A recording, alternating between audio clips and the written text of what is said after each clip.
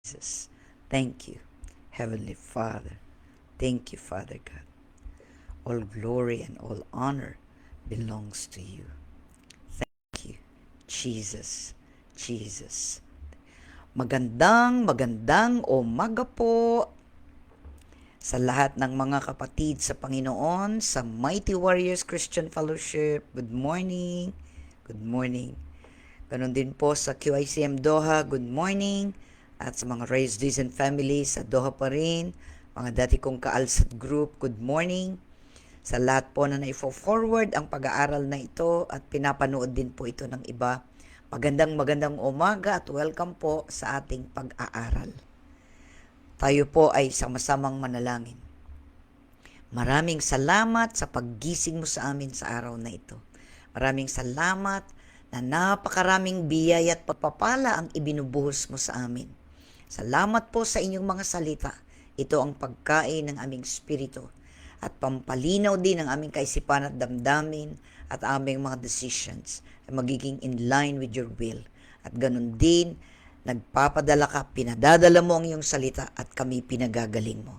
Maraming salamat sa iyong patnubay at pangunguna sa aming pag-aaral at ang banal na spirito ang mangunguna sa amin. Salamat po aming Diyos Ama sa pribilehiyong ito. Salamat sa lahat ng biyaya at pagpapala nyo sa pangalan ng aming Panginoong Kristo, tagapagligtas at manunubos ng aming buhay. Amen. Amen. Yan. Good morning, Sister Evelyn Oblea, Sister Maricel Gamulo Tolentino, Sister Novi Zaratan, Sister Jeneline Carlos UC. Magandang umaga po sa inyong lahat. So kahapon po ay sinimulan natin na tayo ay kailangang magpasakop sa Panginoon at pagkatiwala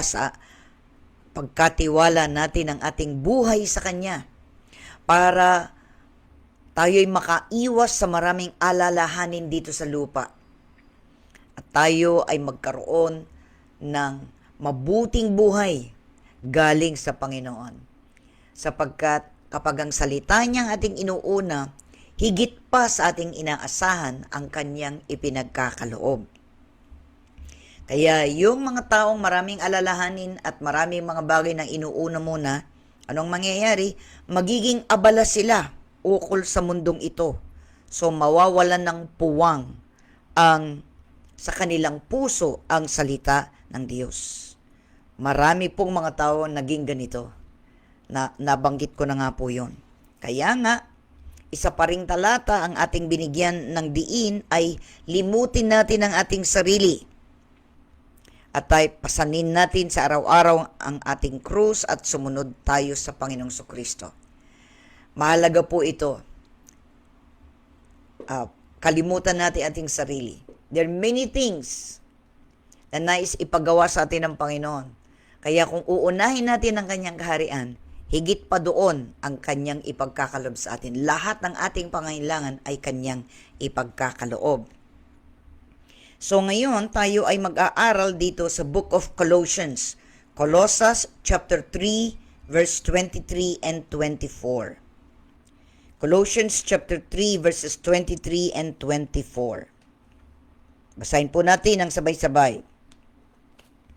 Ito po ang sinasabi ng salita ng Diyos. Ano man ang inyong ginagawa, gawin ninyo ng magaan sa kalooban, na waring hindi sa tao kayo naglilingkod, kundi sa Panginoon. Alam naman ninyong gagantimpalaan kayo ng Panginoon. Tatanggapin ninyo ang inilaan niya sa kanyang mga anak, sapagkat si Kristo ang Panginoong pinaglilingkuran ninyo. So dahil po ang ating Panginoon Kristo, ang siyang ating tagapagligtas, ang siyang ating manunubos, siyang ating Panginoon. So, ang ating konsepto, ang ating kaisipan, ang lahat ng bagay na ginagalawan natin bilang isang tao ay nakalaan sa Kanya. Nakafocus sa Kanya. Kaya sabi doon, pinaglilingkuran natin ang ating Panginoon Kristo. Whatever you do, do it all for the glory of God. Kahit na anong ating ginagawa, para sa kapurihan niya, para sa kaluwalhatian niya, para maitaas ang pangalan niya, para mapurihan siya sa pamamagitan ng ating buhay. Sapagkat alam na natin ito, pinag-aralan natin, ang ating buhay na ito ay para sa Panginoon na. It is no longer ours. Noon pa man, talagang tayo ay nilalang niya para sa Kanya. Not for ourselves. Kaya nga, nagbago lahat ang kaisipan at damdamin natin mula nung tayo tumanggap sa Panginoon bilang sariling tagapagligtas, manunubos, at maging Panginoon ng ating buhay. Sapagkat siya ating sinusunod, ang sabi dito, ulitin natin, anuman ang inyong ginagawa, gawin ninyo ng magaan sa kalooban. Magaan sa kalooban. Tatandaan po natin yon. Alam niyo po, maraming mga tao mabigat ang kalooban. Di ba? Nagsasawa na o kaya napipilitan lang sa kanilang ginagawa. Sabi ng Panginoon na hindi ganyan ang mamuhay. Kung tayo na kay Kristo, magiging magaan sa ating damdamin ang ating mga ginagawa. No matter how small, kahit gaano kaliit, mapararangalan, mapupurihan ng Panginoon sa lahat ng bagay.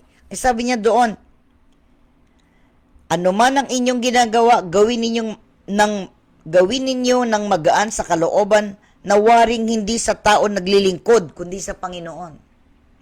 So, ang ating laging kaisipan, ang mga bagay na ginagawa natin ay ipinaglilingkod sa Panginoong Jesucristo. Do it all for the glory of God. Na ang ating kaisipan at damdamin ay laging nakatuon sa Kanya. Hindi tayo sa tao naglilingkod. Yan ang inspirasyon natin behind all the things that we do. Bakit tayo gumagawa ng mga bagay na ginagawa natin? Diba?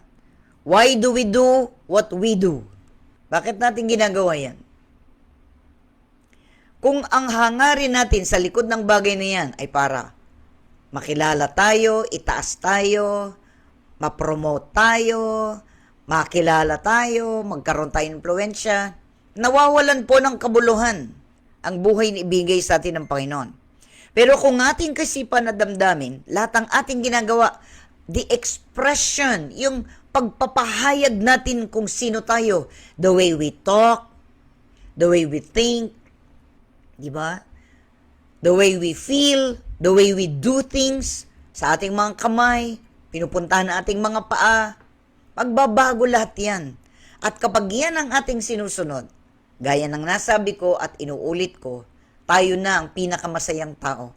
Ang kagalakan ng Panginoon ang mapapasa atin. Sapagat hindi tayo nagkukunwari kahit sa kaninong harapan. Sapagat nakikita ng Panginoon ang lahat ng ating ginagawa. So hindi na tayo kailangan na, katulad ng iba, kunwari maraming ginagawa, pero hindi. Kinakalat yung mga papeles sa harapan kung ikay nasa opisina. Para bagang ang dami-dami ginagawa. Pero actually, wala siyang ginagawa. Pero meron din namang mga taong talagang sa sobrang dami ng trabaho, nakakalat ng ganyan. Pero alam niya kung nasaan yung papel. Kaya nga, kapag ka ganun, yung iba namang mga tao, mukhang magulo yung desk niya, pero alam niya kung nasaan ang papeles. Kaya hindi yun pinagagalaw. Kasi pag ginalaw yun, hindi na niya mahahanap. Pero alam niyo po, sa ating buhay, sa ating ginagawa, we should always be neat. Ibig sabihin nun, there is an order sa ating ginagawa. Di tayo nagpapakita lang na marami ginagawa, kundi kung talaga marami tayong ginagawa, nandiyan, ay may sequence yan. May sequence. Alin ang una, alin ang pangalawa. Because God gave us a mind. Binigyan tayo ng Panginoon ng kakayanan. Kaya nga, hindi tayo bulagsak, hindi rin tayo walang pakialam, yung ganon. Lahat ng bagay na ating ginagawa is all for the glory of God. Kaya sabi niya, gawing magaan sa loob, hindi napipilitan. First, because God loves us, we love God first. Diba? Dahil mahal tayo ng Diyos, binamahal natin siya. At pagkatapos, binamahal natin ating kapwa, gaya ng ating sarili. So, ang mga bagay na ating ginagawa, magiging magaan, hindi napipilitan. Diba? Sabi niya, ano man ang iyong ginagawa, Colossians chapter 3, verse 23, o gawin ninyong magaan sa kalooban na waring hindi sa tao kayo naglilingkod, kundi sa Panginoon. Alam naman ninyong gagantimpalaan kayo ng Panginoon. So yun, ipinapaalam sa atin ng Panginoon, siya ang magbibigay ng gantimpala. Hindi ka na kailangan magpalapad ng papel para ma-promote ka. Be yourself. Do your best for the glory of God. Mapapansin din yan. Kahit hindi ka kumikibo, let your work speak for yourself. Ngayon, kung binigyan ka ng pagkakataon, pinapagsalita ka, ano ang sikreto mo, then you can share. Then you can share what is the secret of your life. Ano ba sikreto ng buhay mo? Bakit ba napakagaan ang trabaho mo? Kami nagkakagulo, ikaw hindi. Di ba ganon? So that is the time. Kasi people are being drawn to us because of the light that is in us and because we are the salt of the earth. Ang mga tao, napapansin nila tayo sapagkat maliwanag ang ating buhay at tayo ay may lasa. Ika nga. We taste good. Kasi natitikman natin ang lahat ng mga bagay na pinagagawa ng Panginoon sa atin. We taste His Word. We do His Word. We trust His Word. Kaya, nakikita sa atin ang mga bagay na ating ginagawa.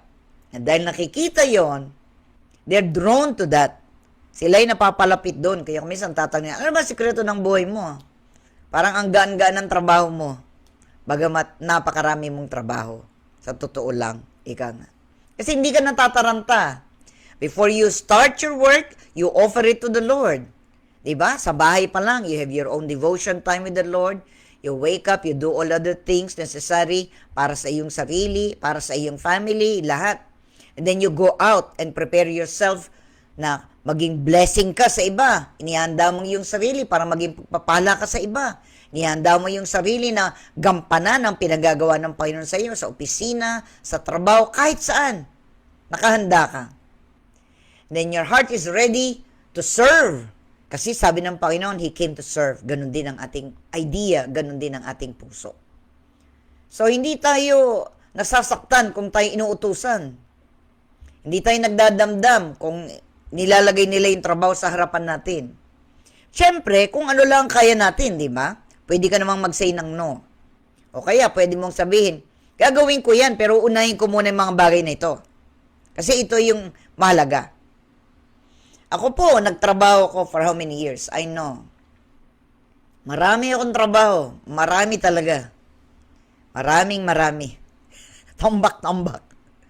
Pero, inuuna ko yung pinaka-importante at nananalangin talaga ako, Lord, paano ko sisimulan ng aking gagawin? Paano lahat ng mga bagay na ito na ma-accomplish ko? The Lord helps me. Tinutulungan niya ako. Ngayon, kung may extra na pinagagawa yung ibang mga departments or ibang mga division ng aming department, sabi ko, meron akong ginagawa.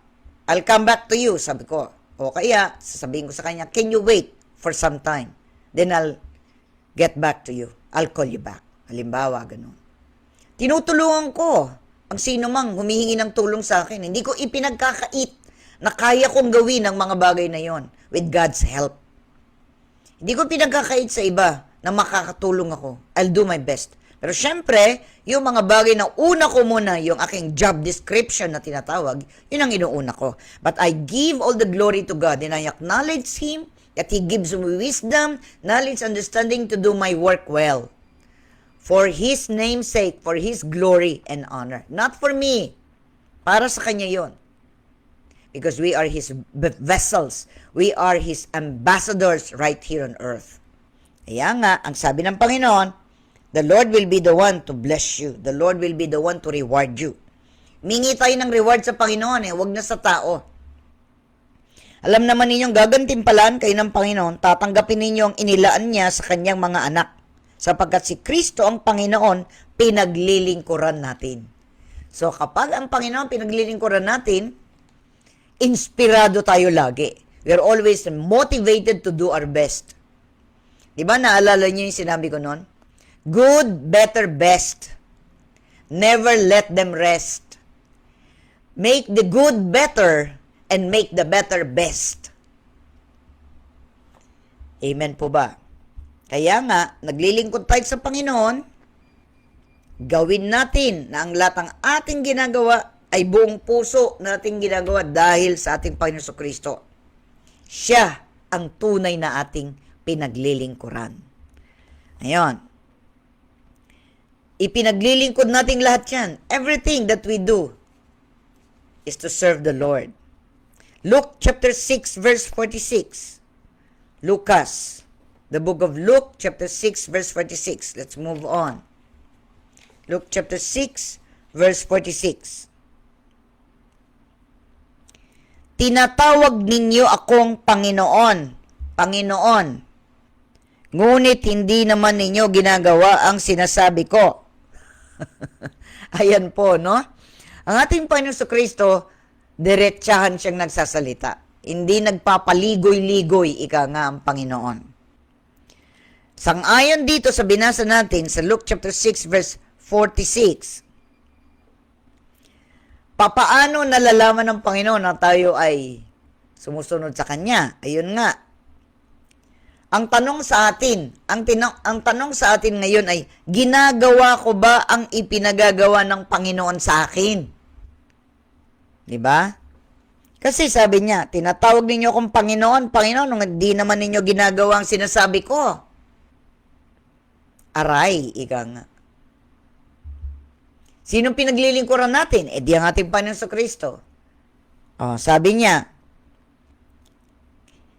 kapag hindi natin ginagawa ang sinasabi niya, pinakikialaman natin yung iba. Bakit sa ganyan? Si ganito, si ganon. Ang sabi ng Panginoon, wag mo nang tingnan yung iba. Iba ang pinagagawa ko sa kanila. Yung pinagagawa ko sa iyo, yun ang gawin mo. Diba? Diba? Diretso lang ang Panginoon.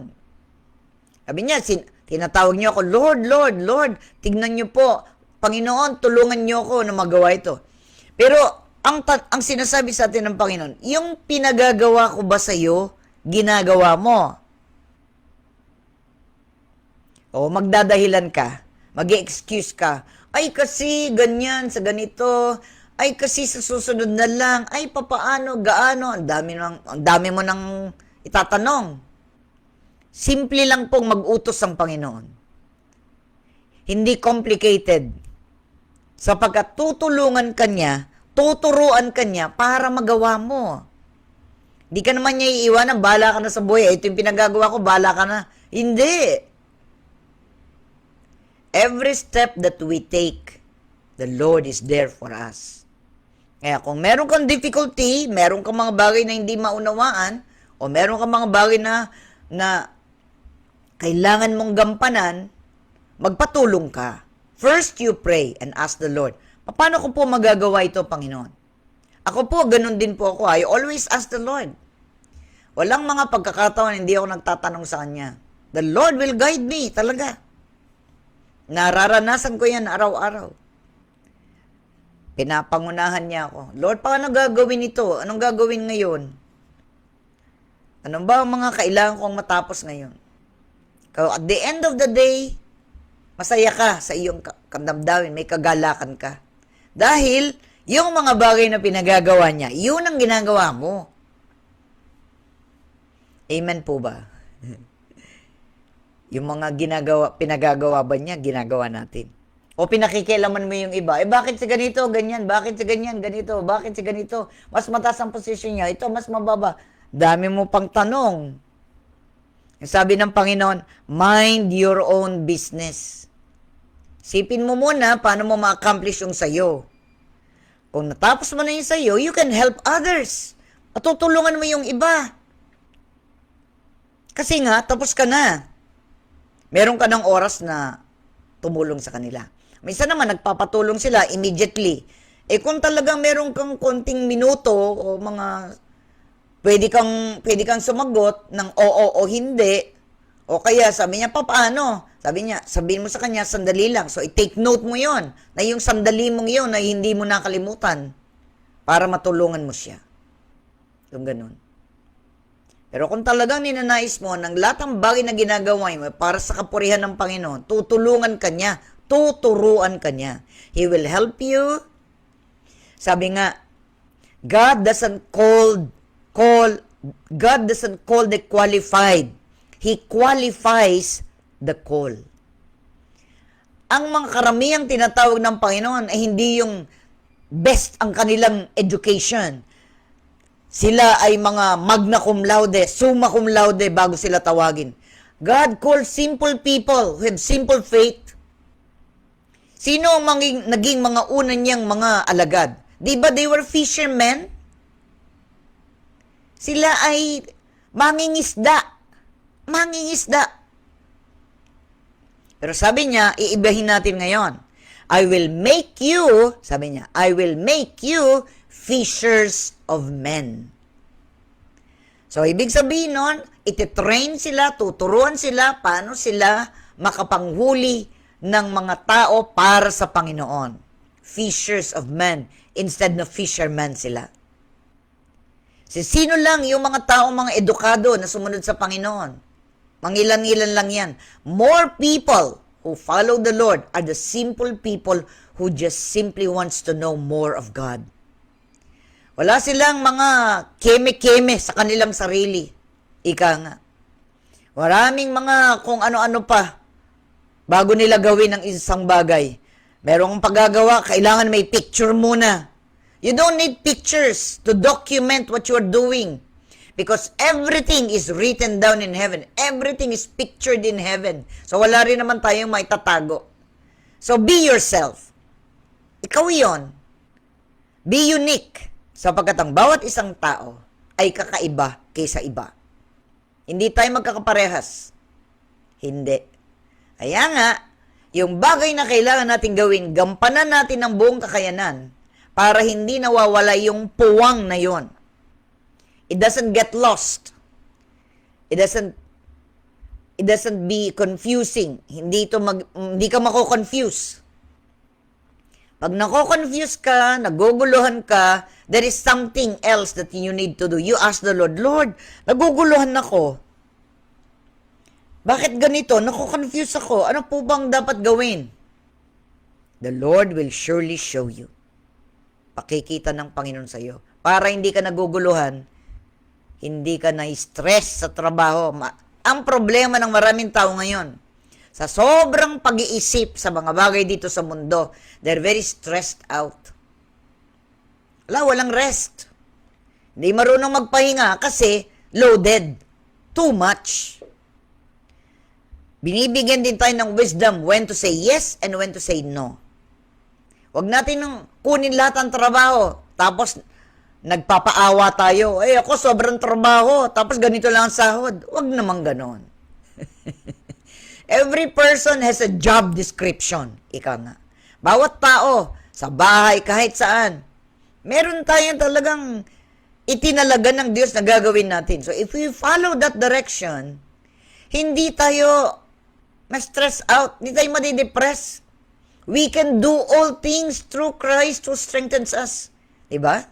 Sinabi ko na ng we kasi marami tayo. Pero ang sinasabi ng salita ng Diyos, I can do all things through Christ. Magagawa ko ang lahat ng bagay sa pamamagitan ni Kristo Jesus. So without Christ, I will do nothing. Wala akong magagawa. But with Christ, I can do something. May magagawa ako. Diba? Kaya nga. So, ang talagang sinasabi sa atin ng Panginoon, ginagawa mo ba ang pinagagawa ko sa iyo? Madali lang po yung tanong, no? Pero napaka-complicated natin.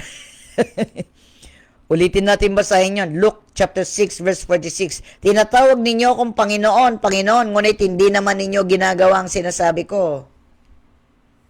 Diretso lang ang Panginoon. Diretsyong-diretso. Ngayon, Luke chapter 18 verses 28 to 30. Luke chapter 18 verses 28 to 30.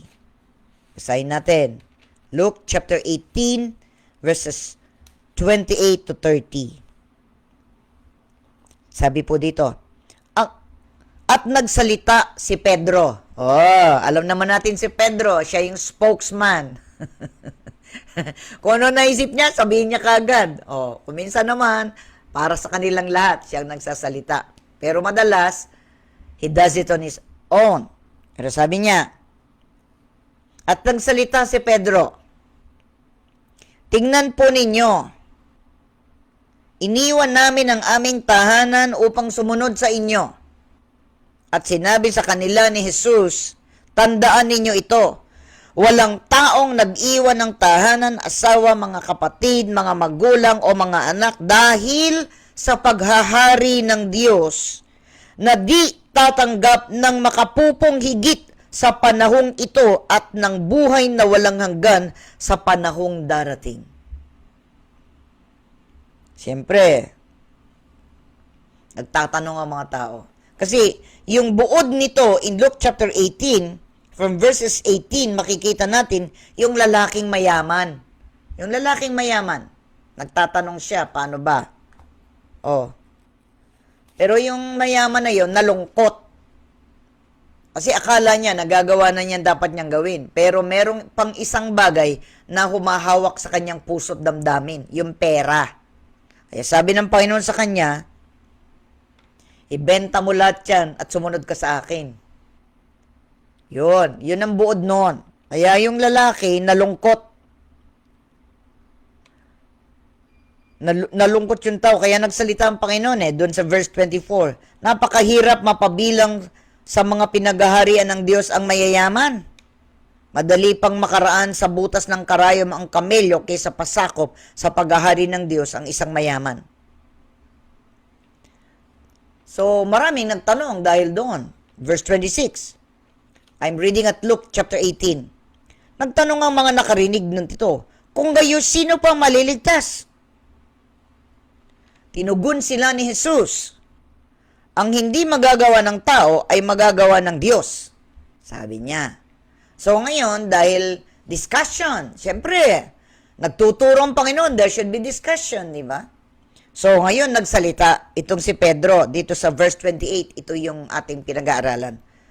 At nagsalita si Pedro, tingnan po ninyo, iniwan namin ang aming tahanan upang sumunod sa inyo. At sinabi sa kanila ni Jesus, tandaan ninyo ito, walang taong nag-iwan ng tahanan, asawa, mga kapatid, mga magulang o mga anak dahil sa paghahari ng Diyos na di tatanggap ng makapupong higit sa panahong ito at ng buhay na walang hanggan sa panahong darating. So dito sinasabi ng Panginoon, kapag iniwan ninyo ang lahat ng bagay na sa inyo at sumunod sa akin, hindi ito walang pakinabang, may pakinabang. Sabi niya, higit pa sa inyong inaasahan ng aking bibigay. Kaya yun din ang nire-repeat. Sinabi niya yun sa Matthew chapter 6, di ba? Seek ye first the kingdom of God and His righteousness, and all these things shall be added unto you. Ano bang kailangan mo sa buhay mo? Di ba? Pinaka-basic natin kailangan, food, shelter, clothing. Food, shelter, clothing. May makain tayo, meron tayong matirahan, meron tayong dinaramit. Di ba? Ipo-provide ng Panginoon lahat yan. At may extra pa. Di ba? May extra pa. Kaya, ang sinasabi ng mga alagad, iniwan namin ang lahat para sumunod sa iyo, Panginoong Hesus. Anong sabi ng Panginoon? May tatanggaping gantimpala sa panahong ito at sa panahong darating. So ngayon, ano ang ating sasabihin ngayon? Ano yung pansariling pakahulugan mo sa pagkapanginoon ng Panginoon sa buhay mo? Are you willing or have you given up everything for the Lord? Meron ka pa bang bagay na kinikimkim, kinikip-kip para sa iyo, sasabihin mo, Lord, ito na lang ang sa akin. Huwag mo nang kunin. Pero alam niyo po, when we give all, He will return it all back to us. Ang gusto lang ng Panginoon sa atin, makita niya by faith, sa pananampalatayang susunod tayo sa Kanya kahit na anong requirement. Kapag ginawa natin yon and we have decided with all our hearts, with all our strength, with all our might, with all our lahat, na uunahin muna natin siya kaysa sa lahat ng bagay, makikita rin naman natin, pag dinesisyon na natin yon, yung mga bagay na minimithi natin, ibibigay ng Panginoon lahat yan sa atin. Naalala ko po yung isang kwento. May mataas na pader. Mataas na pader, pero yung pintuan napakaliit. kailangan mong gumapang, go down on your knees para makapasok. May nagsasabi na, Lord, I want to serve you. So, merong isang gustong pumasok, maglilingkod ako sa iyo, Panginoon. Sabi, enter through the narrow gate, di ba? Papasok ka sa isang makipot-makitid na daan. Meron siyang daladalang musical instrument na napakalaki, yung trombone, yung ganun, malaki. Pinipilit niya na pumasok siya, tapos isama niya yung kanyang musical instrument, pero hindi magkasya yung musical instrument niya. Hindi magkasya. Maliit lang yung gagapang siya para pumasok. So, nangyari, dinesisyon niya, iiwanan na lang niya yung musical instrument niya sa labas. Sa labas, iiwanan niya. So, pumasok siya, gumapang siya gano'n. Pumasok siya dun sa maliit na gate. Alam niyo po, he was very surprised. He was very surprised. Pagpasok niya, ipinasok ng Panginoon yung musical instrument niya. When we follow the Lord Jesus, we only take ourselves. Pag tayo sumusunod sa ating Panginoon, dala lang natin ating sarili, no one else. Nothing. Even our talents, abilities, inilagay na niya yan sa atin. We don't need any additional na ating dadalhin when we follow the Lord. Wala nang dagdag. We follow by ourselves. Yung sarili natin, susunod tayo sa Panginoon. But once we do that, pag ginawa natin yun by faith, we are saved by grace through faith. Pag ginawa natin yun, madadatnan natin yung mga paborito natin na nais na ipaglingkod sa Panginoon, nandun sa loob. Kung ikaw ay nanggugupit ng buhok, kung ano yung talento mo, mapaganda mo, ang mga ordinaryo mga tao, you can make them beautiful. That is a talent and an ability. Kung dadalhin mo yan, when you come, sasabihin sa iyo ng Panginoon, leave it behind. Lahat yan. Wala kang dadalhin. Okay. Kung wala akong dadalhin, I will go by myself. Papasok ako. And you will be surprised. Because the Lord will use the same ability sa iyo. But this time, it is not for yourself and for your accomplishment, but it will be for the glory of God. So, may kaibahan yun. Kung gusto mong magpasok, kasama mo yung mga talento mo, kasama mo, mayroong pagkakataon na maibibida mo ang iyong sarili, magaling ka. Pero kapag iniwan mo ang lahat ng ibinibida mo sa buhay mo at pumasok ka by yourself in a humble circumstances, mababang kalooban mo, pumasok ka doon, you will find na yung mga bagay na iyong minimithi na ipaglingkod sa Panginoon, they are there. Pero this time, iba ang motivation mo. It is to bring glory and honor to God, not for yourself, but for the kingdom of God. Amen, amen. Nakuha niyo po? We go by ourselves. Nothing else. Nothing else. Kaya nga, di ba sinabi ni Pablo, for me, to live is Christ, and to die is gain. Kung ano man ang ating talento, ating kakayanan, everything. Yung parang pinahahalagahan natin noon, we just set it aside because we want to follow the Lord as we are. But you will be surprised. The very things na inilagay na ng Panginoon sa iyong buhay, sa iyong puso, sa iyong kakayanan, lahat, you will find them there. Pero nga, gaya nga ng sinabi ko, hindi mo gagawin yon para itaas ka, para papurihan ka, para parangalan ka.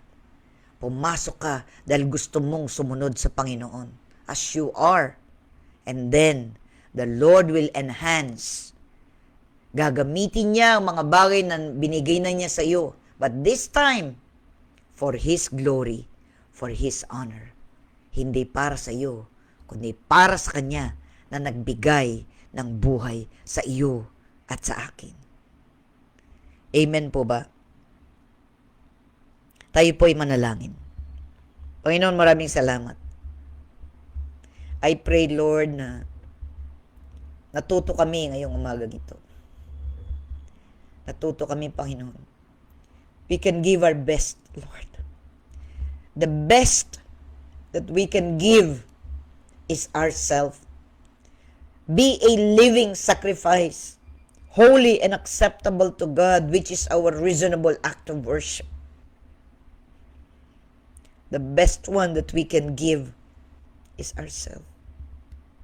Kaya maraming salamat, Lord. We don't need to bring any other thing, Lord. We are already the best sapagkat inilagay mo na sa amin ang lahat ng kakayanan at talento na aming magagawa sa aming buhay dito sa lupa. Kaya nga po, Panginoon, tulungan mo po ang maraming makakapakinig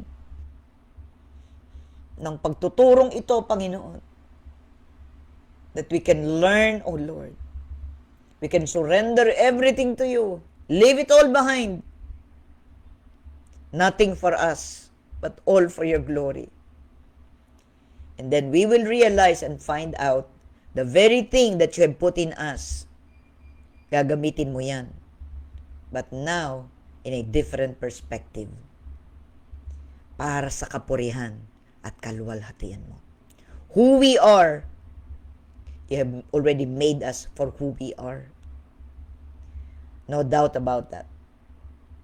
Pero kung ibibigay namin ang lahat sa iyo, we will find out how good and how pleasant it is kapag ka iyon ay aming binigay sa iyo at isinuko. Because we will realize that this time, our motivation is not for ourselves, but for you, our Creator God, and our Savior, our Redeemer, the Lord of our lives. Thank you po, Panginoon. Kahit sinong tao, walang maipagmamalaki sa mga bagay na meron siya, sapagkat iyon ay iyong ipinagkatiwala sa Kanya. Kaya nga po, help us to be responsible.